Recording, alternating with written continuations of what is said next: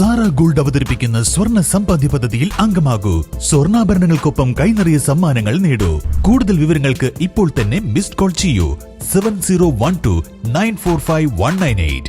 ലോകകപ്പ് ഫുട്ബോളിന്റെ ചരിത്രത്തിൽ അന്നും ഇന്നും ആഫ്രിക്കയിലെ ദരിദ്ര രാജ്യമായ കോങ്കോയുടെ പേര് വിരളമായിട്ടാവും കാണുക. അതിനാൽ തന്നെ നാടെങ്ങും ലോകോത്തര ടീമുകളുടെ കട്ടൗട്ടുകളും ഫ്ലെക്സുകളും കൊണ്ട് നിറയുമ്പോൾ കോങ്കോയെക്കുറിച്ചും അവരുടെ കളിക്കാരെ അറിയുന്നവരും കുറവാകും.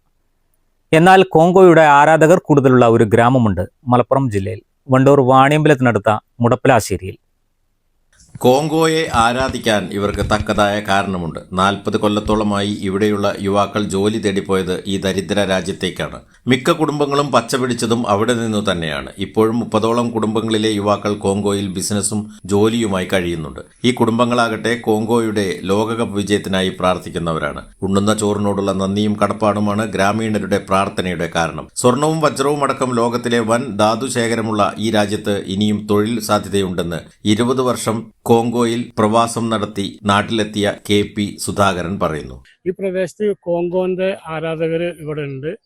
കാരണം കോങ്കോയിൽ വർക്ക് ചെയ്യുന്ന പണിയെടുക്കുന്ന ഒരു 10-20ഓളം കുടുംബങ്ങളും 10 വർഷമായിട്ട് ഞാനും അവിടെ കണ്ടിന്യൂ ആയിട്ട് വർക്ക് ചെയ്ത ആളായിരുന്നു.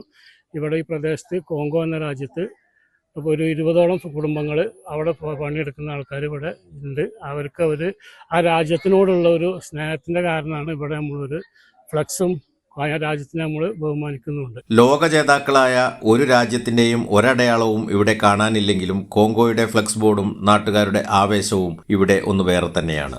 News bureau, Vaniyambalam.